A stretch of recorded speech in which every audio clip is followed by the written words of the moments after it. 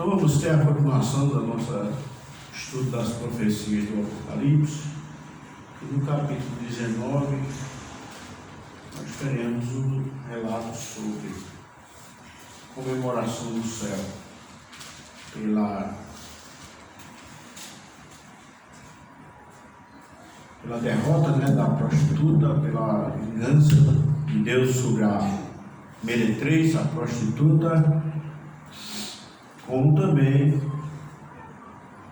falando sobre a noiva do Cordeiro, que é a cidade, que Deus é o construtor.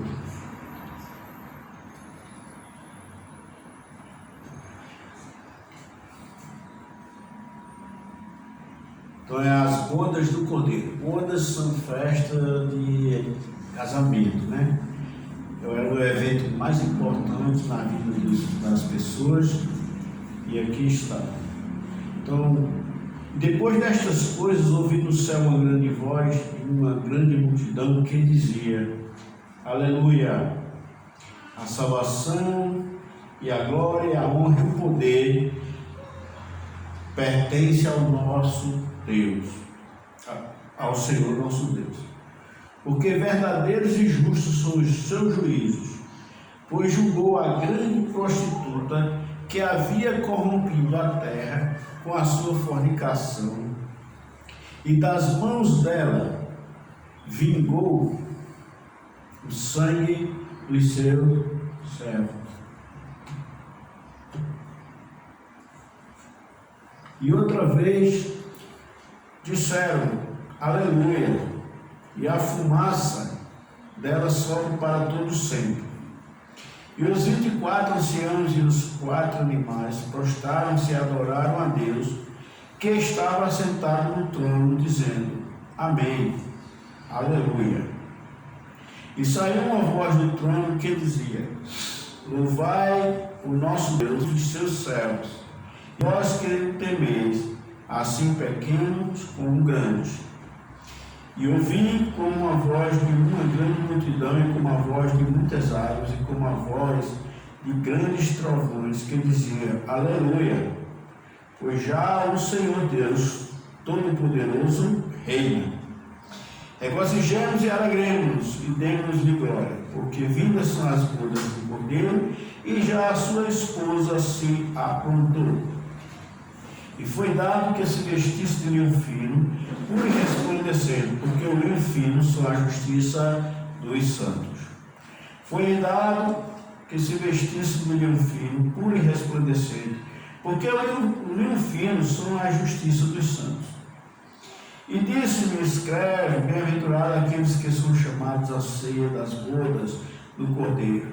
E disse-me: Estas são as verdadeiras palavras de Deus. E eu lancei-me a seus pés para o adorar. Mas ele me disse: Olha, não faças tal, sou teu conservo e de teus irmãos que teu testemunho de Jesus. Adora a Deus, porque o testemunho de Jesus é o espírito da profecia. Que Deus possa colocar no nosso coração a sua santa e bendita palavra. Então, irmãos, nós temos aqui essa festa das bodas, e quando há uma bodas, que é a festa de casamento, há um noivo e há também uma noiva, E a Bíblia nos informa quem é a noiva do Cordeiro, Porque existe uma ideia de que a noiva do Cordeiro é a igreja, Isso porque os protestantes criaram uma igreja, Uma igreja universal e visível. Então, para eles e para alguns batistas mal informados e mal orientados, igreja é uma entidade universal composta de todos os crentes do mundo todo. Em outro vídeo, já no YouTube há uma explicação minha a respeito da noiva do Cordeiro. É bom que vocês olhem lá, principalmente aquela tradução falsificada em Hebreus 12, né? 23, onde eles colocam a Universal Assembleia como sendo a igreja dos primogênitos, distorcem tudo lá. Mas o que queremos mostrar aqui, em primeiro lugar, aqui no 19:7, a palavra esposa aqui, lá no grego não é gunen,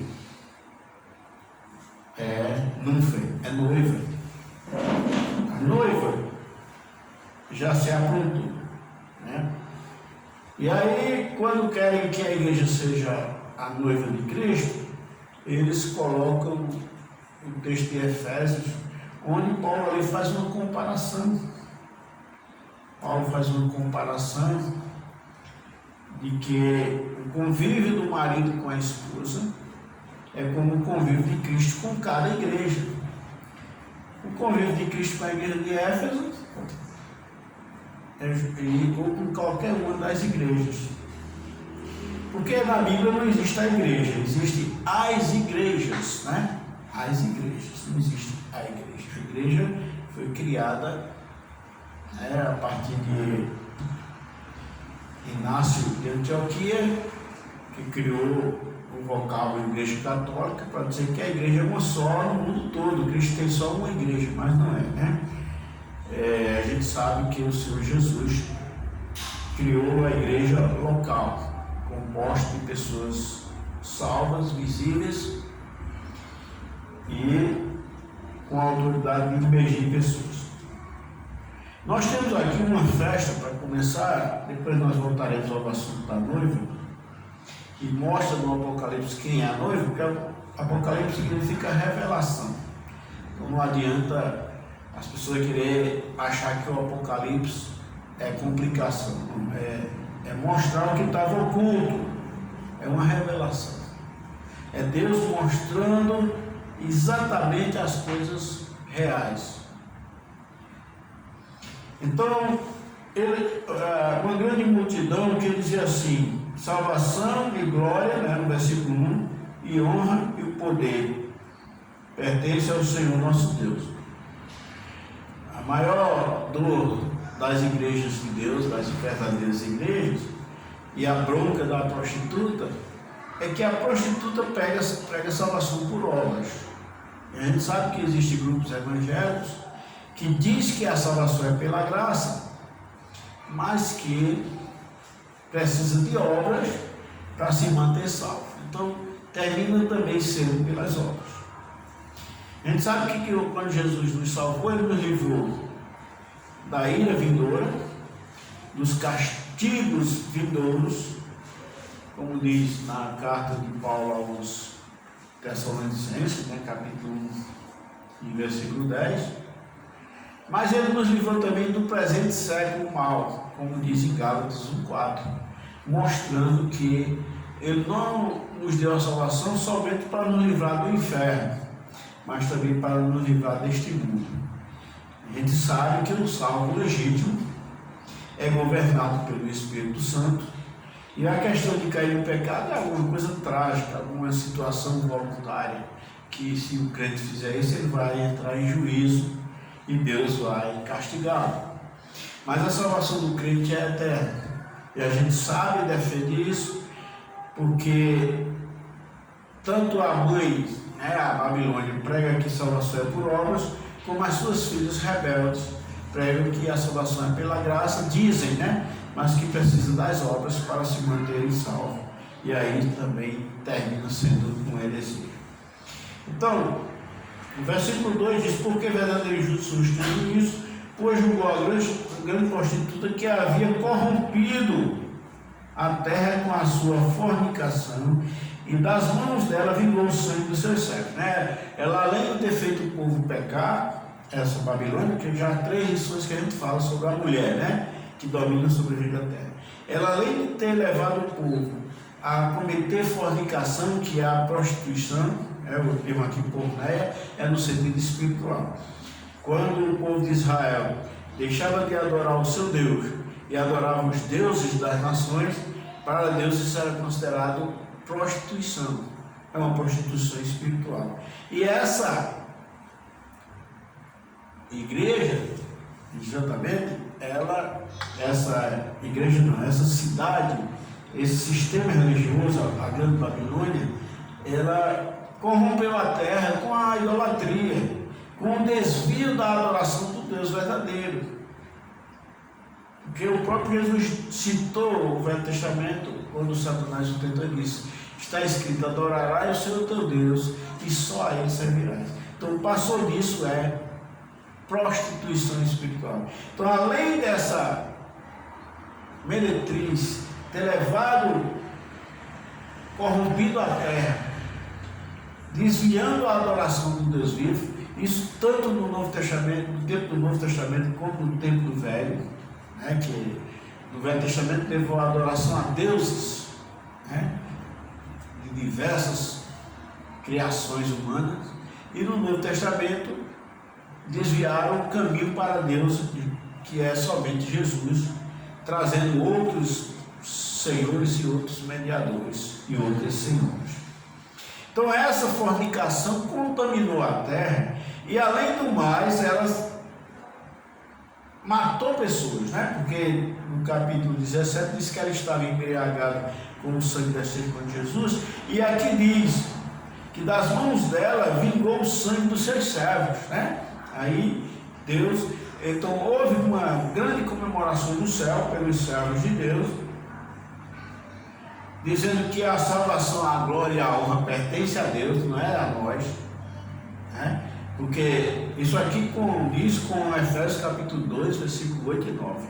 Pela graça sois salvos, por meio da fé. Isto não vem de vós, é um dom de Deus, e não vem das obras para que ninguém se glorie. Eles estão se gloriando aqui, eles estão dizendo: graças te dá, Pai, porque tu nos mostraste como proceder, como agir corretamente, para que pudéssemos merecer a salvação. Não. Eles estão dizendo: a salvação, a glória, a honra e o poder pertence ao Senhor nosso Deus.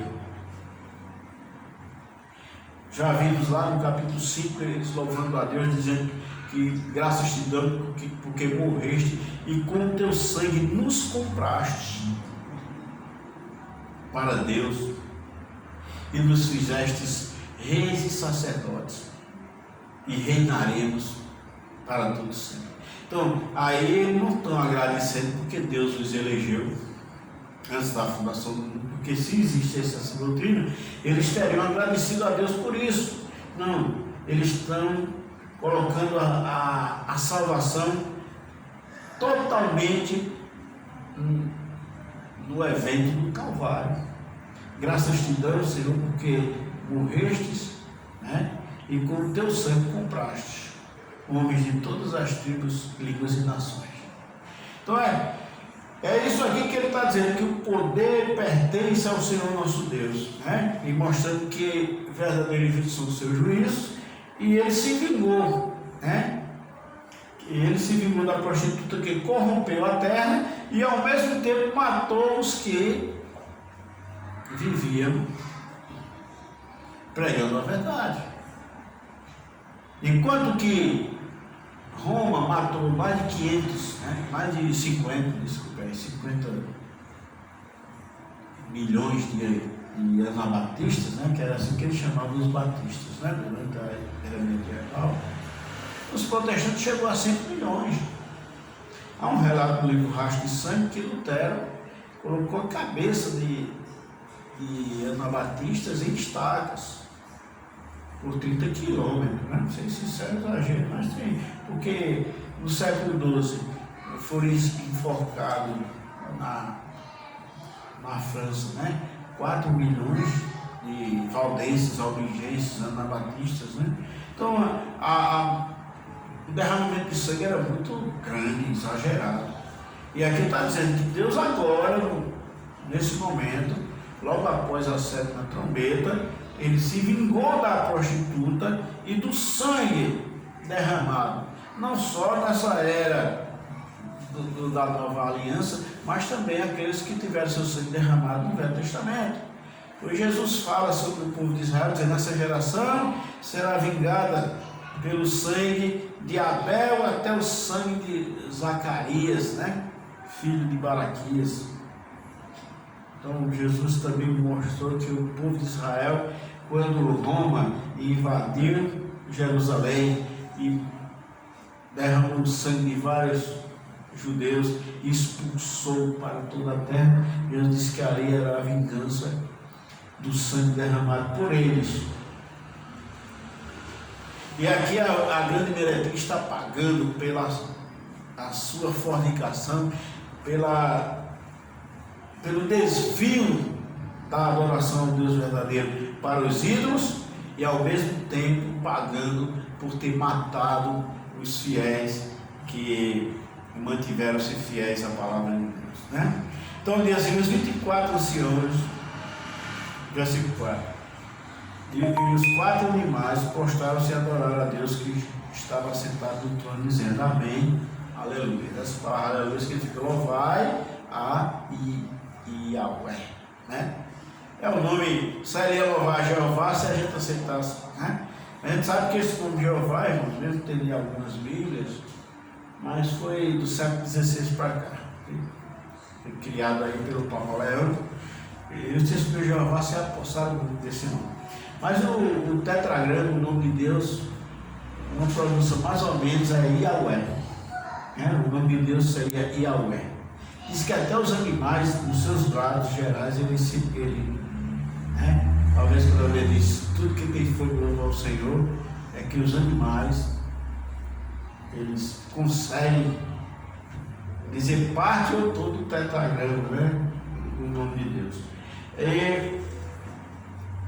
Então os 24 anciões, que é um grupo de pessoas salvas, que pode ser pessoas do Velho e do Novo Testamento, e os 24 anciãos, que são aqueles que têm as características do Cordeiro de Deus, né? Os 4 animais que está dizendo aqui. Então isso aí é uma voz do trono que dizia: louvai ao nosso Deus, vós todos os seus servos e vós que o temeis, assim pequenos como grandes, né?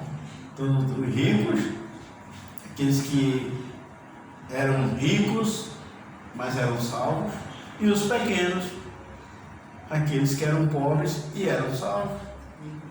Então, do jeito que na ressurreição dos mortos, né, dos ímpios, vai ressuscitar em João de Seu, e vi grandes e pequenos, aqui também existe entre os justos grandes e pequenos.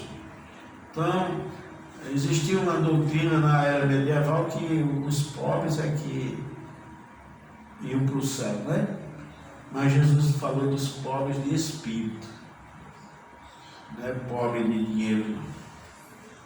Bem-aventurados pobres de espírito, porque eles é o reino do céu. Na verdade, existe muita gente que é pobre financeiramente, mas é muito rico de espírito, não querem Jesus, né? E os pobres de espírito é que reconhecem a sua fraqueza diante de Deus. Já vi uma pessoa ignorando a atitude de outra e disse: meu Deus, que pobreza de espírito. Não, pobreza de espírito não é defeito, não, é uma virtude. Porque Jesus diz: bem-aventurado os pobres de espírito, porque dele é o reino de Deus, né? Então a pobreza de espírito é uma virtude e não um defeito.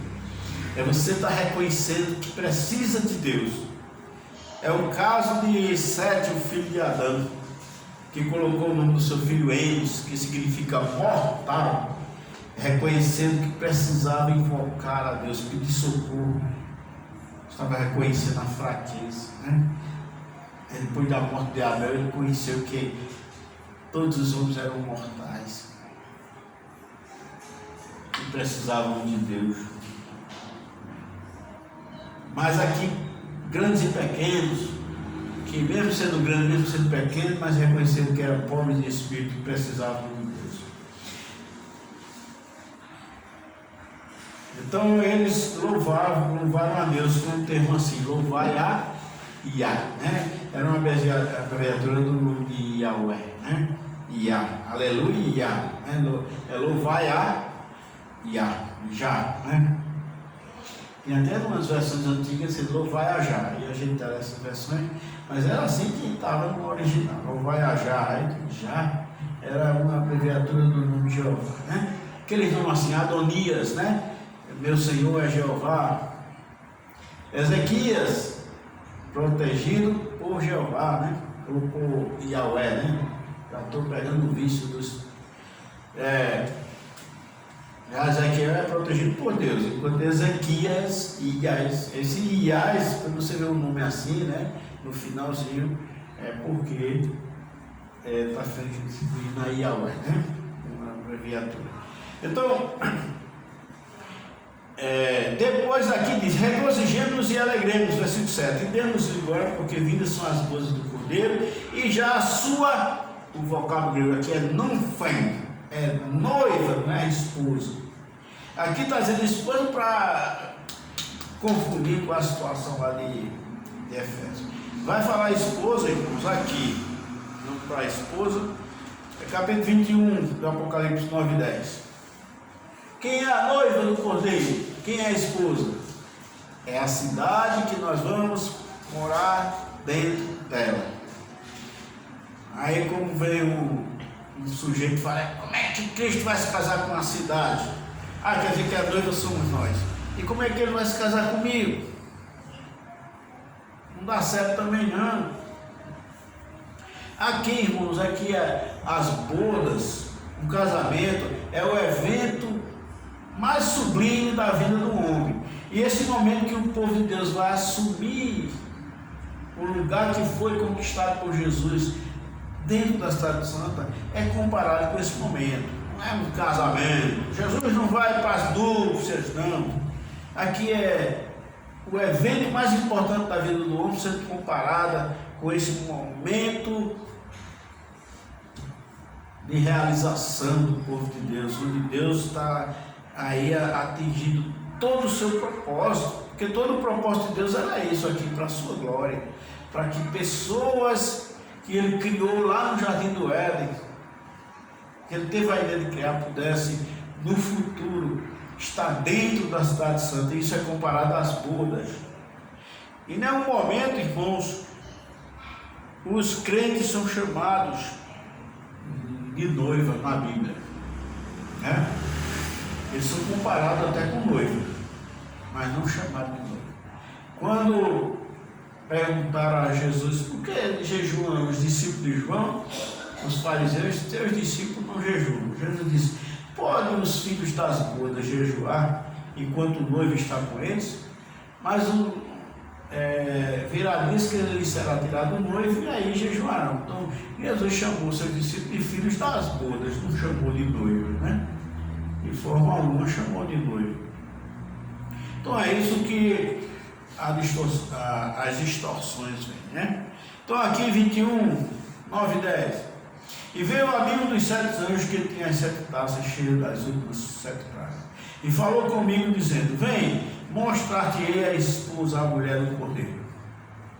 Aí tem Gune e Gunaika, né? Aqui não é Nunfen, mas lá é Nunfen, porque ainda não tem acontecido as bodas, não é isso? Mas aqui aconteceu. E levou-me espírito a um grande e alto monte, e mostrou-me a grande cidade, a Santa Jerusalém, que de Deus descia do céu. Então a noiva não é a igreja como os criadores dessa igreja universal criaram, né? Universal invisível. Quando eu falo igreja universal, eu me refiro à instituição de Edir Macedo, não. Estou referindo à igreja universal, é essa crença que todos os crentes é uma igreja só, né? Jesus veio buscar a sua igreja, não importa a denominação, mas só a igreja de Cristo é crente, toda denominação é uma igreja só. Isso é uma mentira do diabo, certo? A palavra igreja na Bíblia se refere a um grupo de pessoas que se reúnem em um local.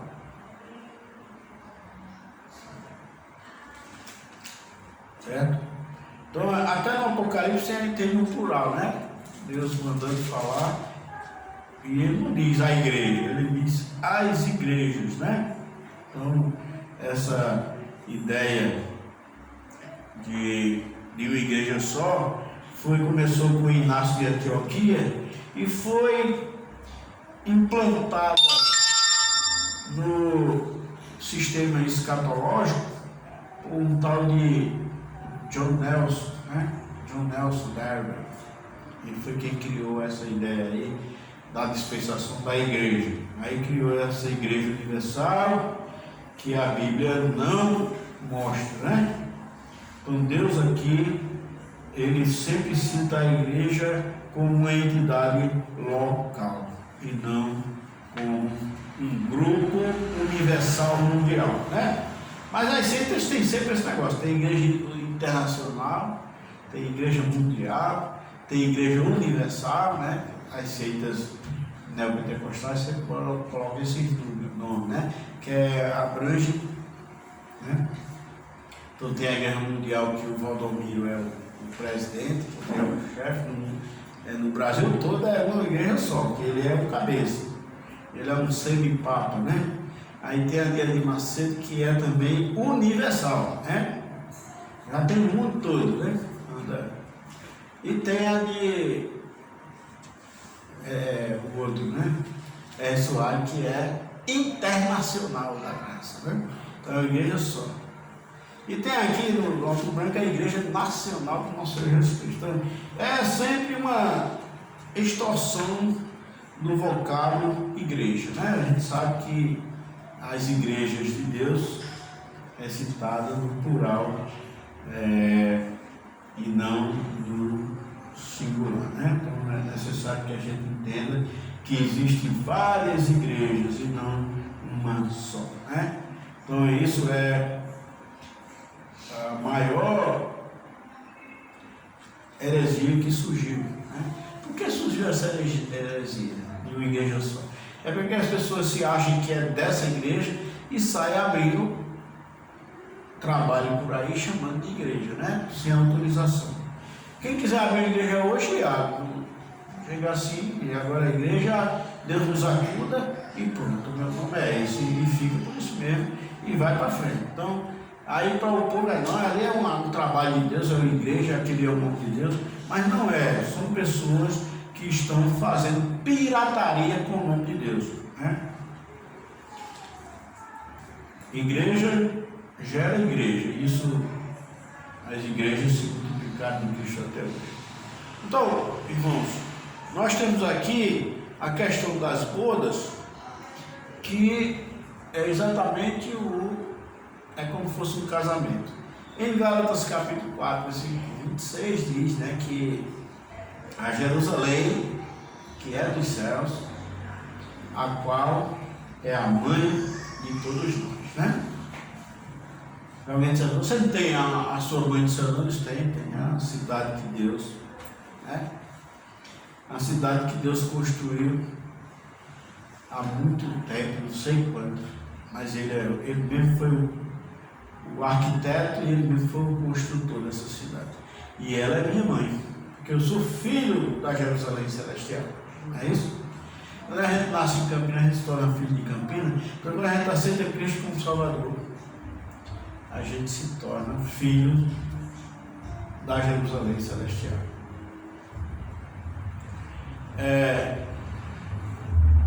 19:9 diz, e isso escreve, bem-aventurado aqueles que são chamados a ser das bodas. Olha aí, mas aqui não está dizendo, bem-aventurado aqueles que fazem parte da noiva, não tem isso, mas bem-aventurado aqueles que são chamados a ser da noiva, a ser das bodas do Cordeiro. Isso. Estas são as verdadeiras palavras de Deus, porque as palavras mentirosas do diabo é dizer que bem-aventurado aqueles que fazem parte da noiva. Eles dizem que a igreja é a noiva, mas aqui não.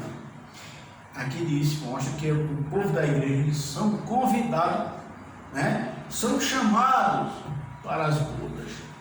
Então a salvação, isso está incluído na parábola lá em Mateus, das bodas, que foram convocados para as bodas. E muitos ali não quiseram aceitar o convite, que é exatamente o evangelismo. Aí os universalistas, né, começam a colocar Israel no bolo aqui, para dizer que os convidados é só Israel. Mas o israelita que se converte, ele também faz parte de uma igreja, né? Que a Bíblia fala das igrejas da Judéia, compostas de judeus. Então, se existisse essa igreja universal, eles também faziam parte dela. Então, eles não são apenas convidados das bodas, eles seriam também integrantes da noiva, como eles querem, né? Vamos aqui. No versículo 10 tem um fato que muita gente não compreende. Acha que João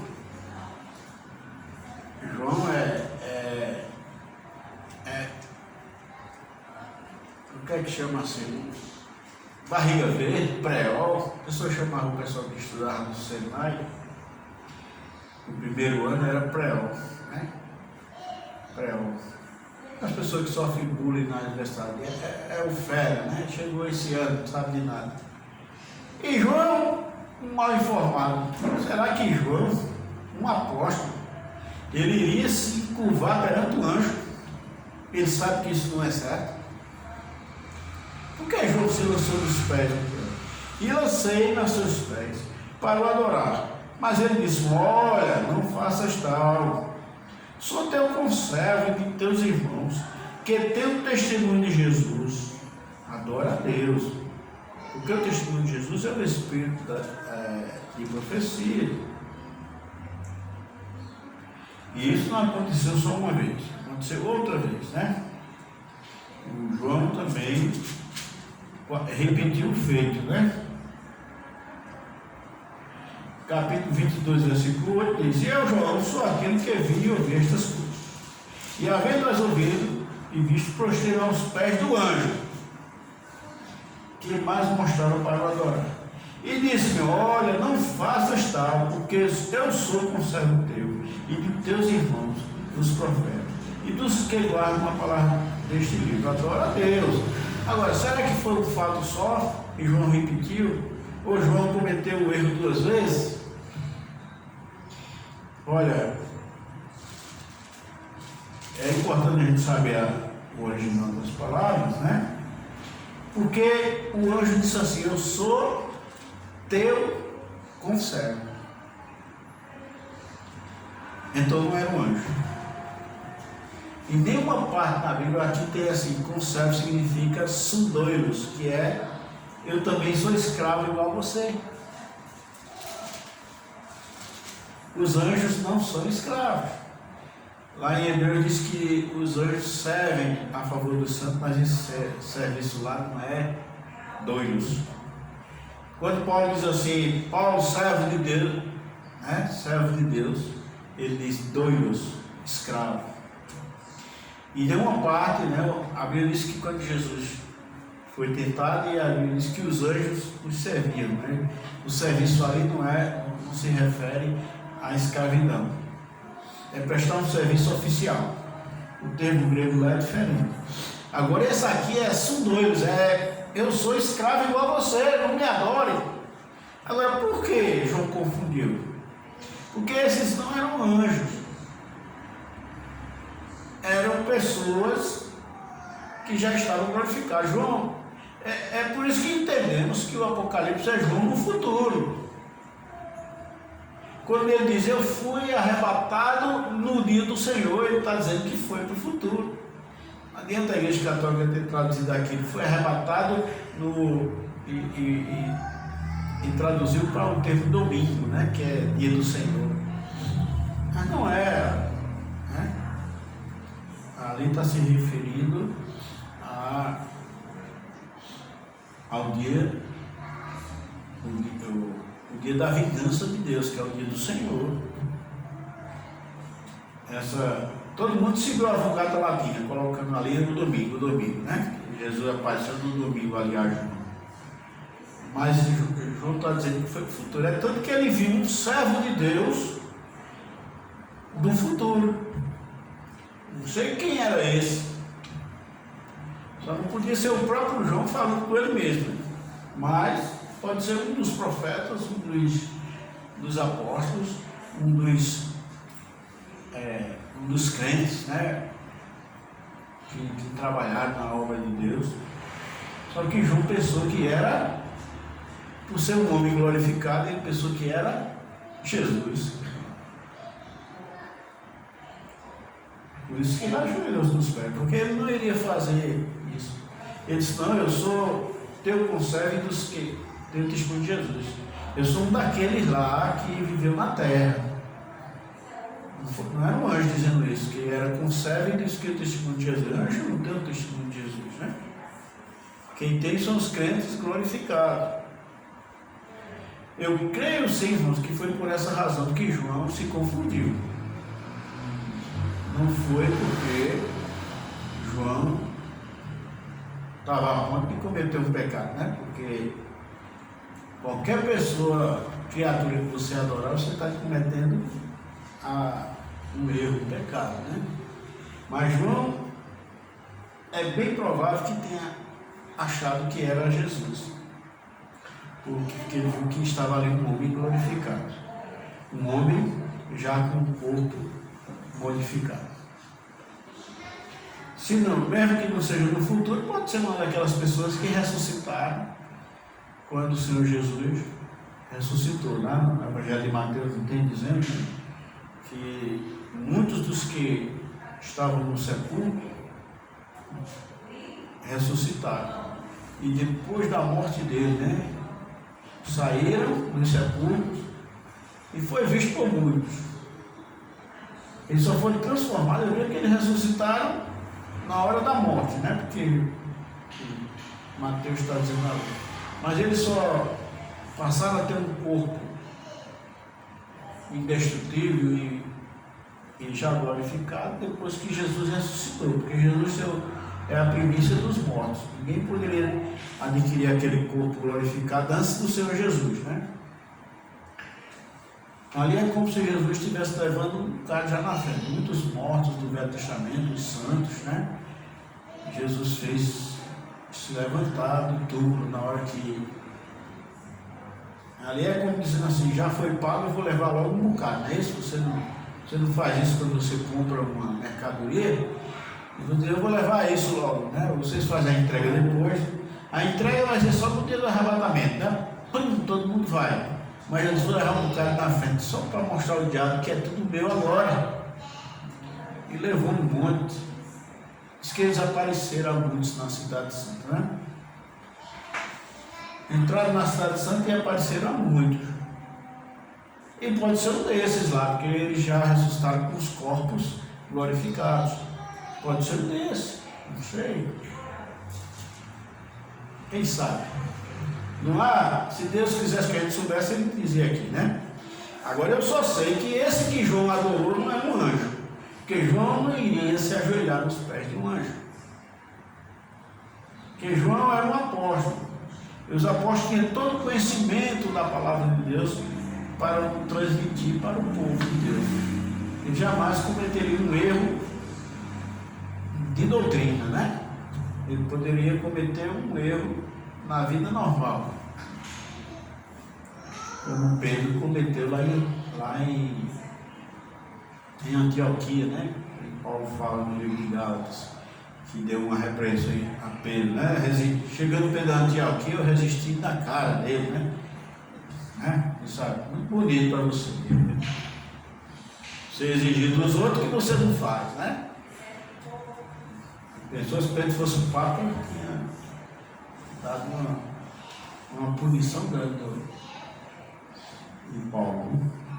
Ainda bem que esse negócio de Papa não existe nos oráculos sagrados do nosso Jesus Cristo, só nas coisas da meretriz, né? Dessa mulher aqui que vai ser vingada. Então, irmãos, entendido aí essa questão da noiva, essa é uma das poucas igrejas batistas, tem muitas aqui, tem algumas aqui na Paraíba, né? Que não aceita essa doutrina de que a igreja é a noiva, né? Vamos olhar um texto aqui que distorcem muito e usem, né? Para a gente ter uma ideia. Em 2 Coríntios, né? Capítulo 12, capítulo 11.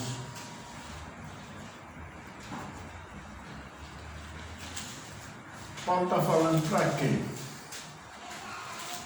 vai para os coríntios, não está falando para todos os crentes do mundo todo, né? Mas tem gente que gosta de transferir isso. Tem gente que fala, a carta era para a igreja de Coríntios, mas a mensagem era para todos. Para enganar as pessoas, né? Mas o contexto nos ajuda.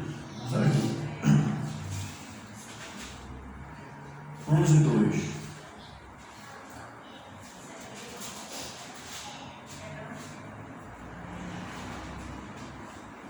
Porque estou zeloso de vós, com o zelo de Deus, porque vos tenho preparado para vos apresentar como uma virgem, para um marido, a saber, a Cristo. Aí, botou aqui a prova que a igreja não. Então, é só a igreja de Corinto. Porque o versículo 8, o que é que diz? Paulo diz no versículo 8: outras igrejas despojei eu para vos servir. Então, Paulo deixou as outras igrejas para lá para fazer da igreja de Corinto uma virgem pura. E as outras não era. O que aconteceu com essas outras igrejas dele? Não é noiva também, não? Então não tem. Aqui Paulo está fazendo uma comparação. Porque cada igreja, irmão, ela tem que ser pura. Jesus quer que os crentes de uma igreja sejam como se fosse uma virgem, né? Preparada para um casamento. Paulo está fazendo só aqui uma comparação. A igreja também é chamada de corpo de Cristo, né? É o corpo. E aqui ele diz que para fazer isso ele deixou outras igrejas, está aqui versículo 8. Outras igrejas deixei eu para vos servir, recebendo delas salário. Né? Demais, essas igrejas pagavam a ele. E quando eu estava presente convosco, tinha necessidade e a ninguém fui pesado. Quer dizer, eu recebi o salário das outras, deixei elas com vocês, e eu passava necessidade aí, vocês nem ligavam. Amém. Eu deixei as outras ganhando e fui sofrer para quê? Para preparar vocês como uma virgem, um esposo. Vocês, igreja de Corinto. Então não adianta pegar os textos referentes a uma igreja e querer universalizar esse texto. Olha, tá vendo? Aqui a noiva somos nós. Mas não, eu sou da igreja de Corinto. Nesse caso aqui eu estou fora. Eu estou cuidando que essa igreja também. Nosso cuidado é que essa igreja também seja comparada, né? Porque Paulo não diz. Aqui ele está fazendo uma comparação. Aqui diz: para vos apresentar como uma virgem. Ele está comparando aqui. Não é porque vocês são uma virgem, ou porque vocês já não. Como uma virgem para a esposa. Ele está comparando. E ele, para fazer isso, deixou outras igrejas, né? Aquelas lá.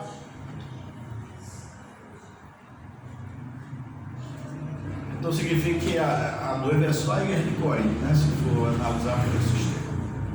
Muito fácil de entender, certo? Então, quem defende essa heresia de uma igreja universal, única, noiva, já está, tem uma mente. Eu creio que isso é a heresia dos milênios, né? A heresia dos milênios. Depois da perda da salvação, da doutrina da perda da salvação, essa doutrina de igreja universal é a mais nociva e peçonhenta para o povo de Deus, né? É tanto que muitos batistas já entraram nessa. A Convenção Batista Brasileira já aceitou isso como doutrina, né? Mas mesmo assim continuam chamando igrejas batistas de igrejas batistas. Vamos deixar de chamar. Nesse caso, já estão dizendo assim: eu sou da Batista. Não estou dizendo mais que sou de uma Batista, né? Então não temos, irmãos, nenhuma dúvida de que a Igreja de Cristo é uma instituição local, visível e batista, né? Fechando esse assunto, 16:21 de 1 Coríntios, né? Mostrando isso. Por quê, irmão? Quem é a noiva? A noiva não é a igreja, não. Isso é mentira do diabo. A noiva é... O Apocalipse, que é o livro de revelação, revelou que a noiva é 11:16, né? 11:16.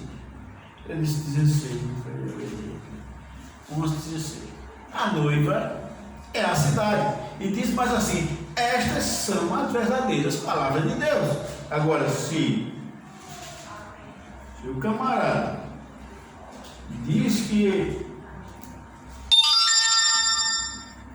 nós é quem somos a noiva, isso não são as verdadeiras palavras de Deus. Essa foi a palavra do diabo, né? Essa invenção de Satanás, de uma igreja universal, invisível, né? Criada por Lutero e companhia, é extremamente nociva ao Evangelho. Que é só uma cópia da mãe, né? Que é uma igreja universal também, só que é visível, né? Governada por um sumo pontífice, né? Quase que a gente diz sumo patife. Então, vamos dizer assim: mas se alguém quiser ser contencioso, nós não temos tal costume, nem as igrejas de Deus, né? O termo igreja, irmão, não tem outro sentido na Bíblia, não. É uma comunidade local e não universal, né?